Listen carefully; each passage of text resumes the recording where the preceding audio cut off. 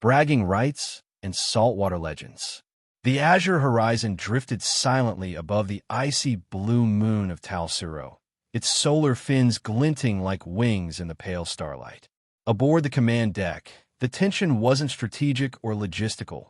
It was social. Specifically, a full-on bragging contest among the ship's alien officers. Captain Rek, a broad-shouldered Croth whose scales shimmered like obsidian, leaned back in his padded chair, sipping from a steaming mug of synthesized algae brew. 50 meters long, glow eyes like suns, teeth like harpoons.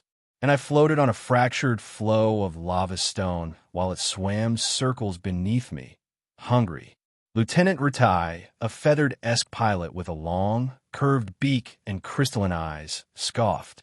You exaggerate, Nrek. I once glided within 30 meters of a helix serpent, full-grown. Didn't even touch the hull. They respect grace, not bulk. And I, chimed in Chief Engineer Bravu, his shell clicking as he leaned forward, disabled a psychic sea beast by amplifying its own echo back at it, right before it could scramble the brain of an entire mining rig. Took guts, calculations, and seismic precision.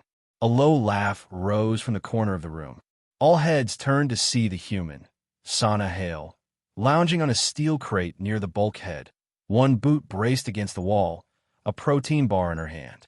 You all talk about running from sea monsters like it's something to be proud of, she said with a smirk. Back on Earth, we had creatures that ruled the oceans long before we stood upright. We didn't just dodge them. We studied them, tracked them. Some of us even rode them. Ratai clicked her beak skeptically. Your oceans are water-based, primitive. You've never seen a methane kraken turn a battleship into scrap. Sana shrugged. True, but fear's fear. Doesn't matter if it's water, lava, or methane. What matters is what you do when something terrifying wants to eat you alive. The room went quiet for a moment. Bravu's eye stalks swiveled toward her. And what do humans do then? We adapt, Sana said simply. And then we fight back. She tossed a wrapper into the recycler and stood. Her dark brown hair was tied back in a utilitarian knot, but there was something in her stance, relaxed but coiled, like someone who'd seen real monsters and lived to tell the tale. I take it you've all heard of Station Leviathan 12? She asked. The alien stiffened. That undersea lab had gone dark a year ago, swallowed by the abyssal depths of Talsuro. Rumors said a beast the size of a mountain had claimed the area. Sana smiled thinly. We're headed there next. Recovery mission. Those biotech cores they were working on? Still down there. And I volunteered to lead the retrieval dive. Rex snorted. You humans are insane. Sometimes, she said, heading for the exit. But we get results. Let's see what's really swimming down there. As the hatch slid shut behind her, the aliens exchanged uneasy glances. For the first time in a long while, none of them had anything to brag about. Beneath the breach, the dive capsule hissed as pressure equalized. Sana Hale stood motionless inside its cramped interior, her breath steady, the only sound the rhythmic pulse of the vitals monitor and the distant creak of reinforced hull plating. Descent commencing, came the voice of Bravu through her helmet comms. We've logged the pressure resistance to 8,000 meters. Beasts or no beasts. Any deeper and your bones might liquefy. Noted, Sana replied coolly, flicking switches on her forearm panel. Her custom dive suit was sleek, built for both maneuverability and resilience.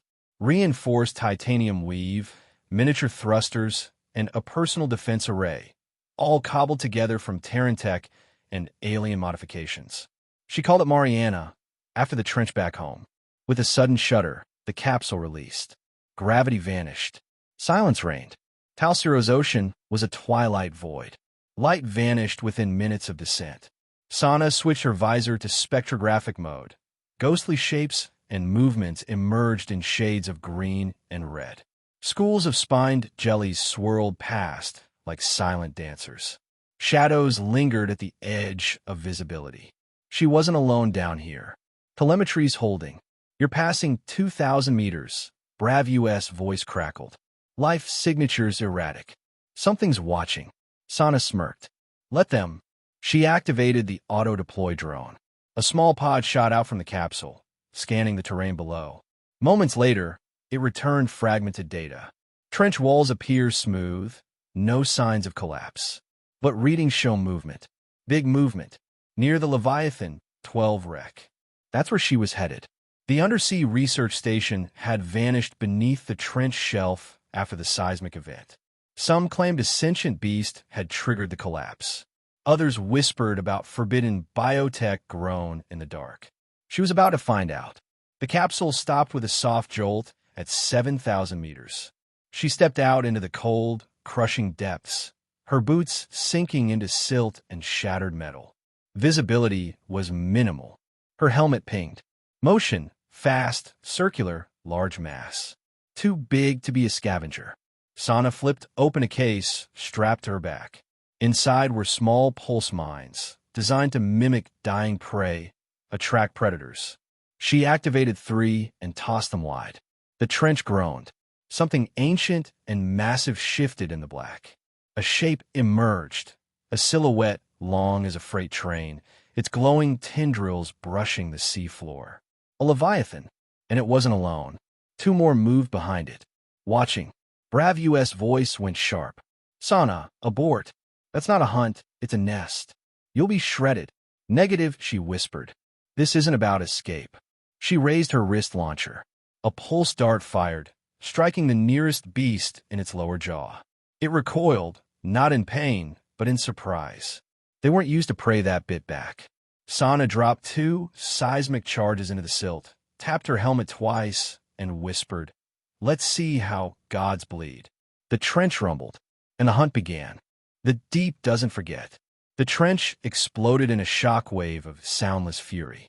Sediment plumed into black clouds, masking Sana's movements as she darted behind the wreckage of Leviathan 12's collapsed dome.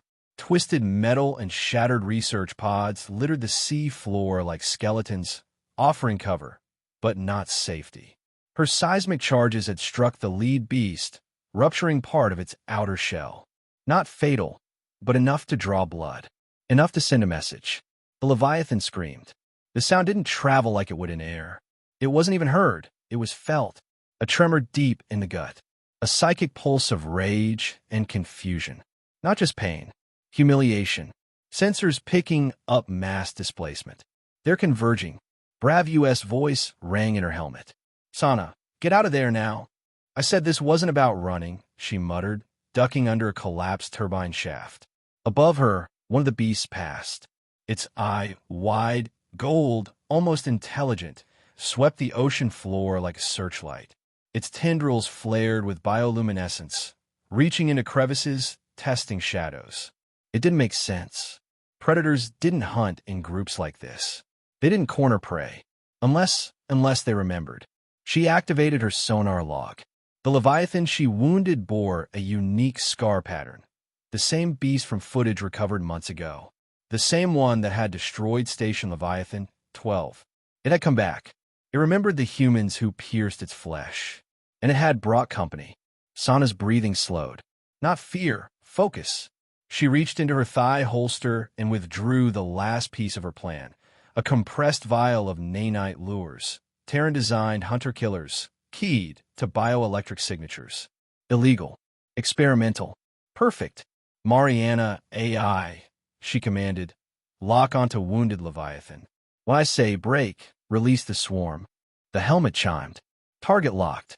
She rose from cover, launching 2 concussion charges directly into the face of the nearest beast. It reeled, disoriented, and she jetted upward, soaring between its flailing limbs. 3 Leviathans turned in unison. Now they weren't watching prey. They were chasing an enemy. The trench narrowed ahead. A collapsed chasm from the station's original seismic collapse. Tight. Confined. Dangerous for something their size. Exactly what she needed. They followed. She skimmed the rock face, dragging her boot to kick up a dust trail, baiting them into the funnel. Her heart pounded. One mistake, one collision, and she'd be paced on the wall. As the trench curved and tightened, she whispered now. From the pack on her back, nanites burst forth. Millions of silver flecks that darted straight for the wounded beast. They didn't just tear into its tissue, They set off its nervous system like a siren. It thrashed wildly, striking the walls and slamming into the other two. The trench echoed with shockwaves. The lead Leviathan screamed again, this time in fear. Sana spun mid-current, aimed her final harpoon, and drove it straight into its eye. A deep, primal roar shook the deep. And then silence. Floating in the ruins, blood mingling with bioluminescent trails, Sana exhaled. I told you, she said to the void. Humans don't run. What rises from the deep? Above the surface of Talsiro's ocean, the azure horizon rocked against restless swells. On the command deck, silence reigned as the crew stared at the sonar feed, now a chaotic mess of overlapping echoes, blank zones, and pulsing biosignatures that defied classification. She's been down too long, Captain Rek muttered, arms crossed tightly across his broad chest. She should have surfaced hours ago. Telemetry from her suit is patchy, but I'm still getting something, Bravue replied, antennae twitching nervously. Pressure is rising. Mass moving upward very fast. Suddenly, alarms blared. A massive contact was ascending from the trench, far larger than any capsule. For a moment, no one dared speak, the implication terrifying. Then breakthrough. A breach of water exploded into the sky as something titanic surged from the ocean depths. A massive corpse, scored with wounds, harpoons, and leaking luminous fluid, slammed into the surface like a collapsing mountain. The crew stared in awe.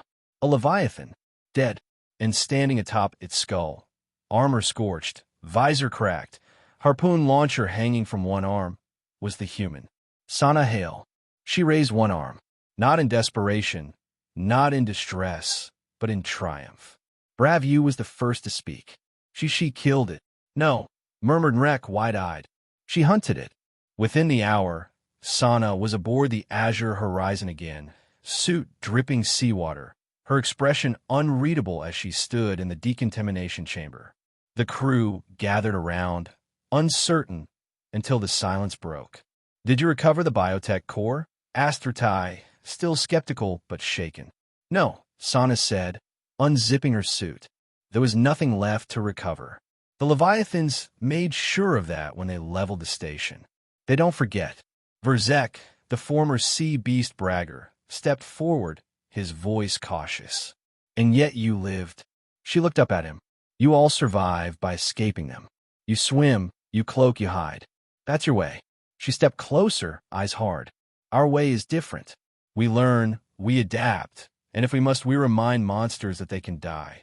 Behind her, robotic arms lowered the cracked Leviathan skull onto the landing bay platform, a trophy of bone and ichor that dwarfed even the largest crew members. The crew stared. The galaxy watched. Within hours, footage of the dive went viral across GalacticNet. Xyrelian forums lit up with debates.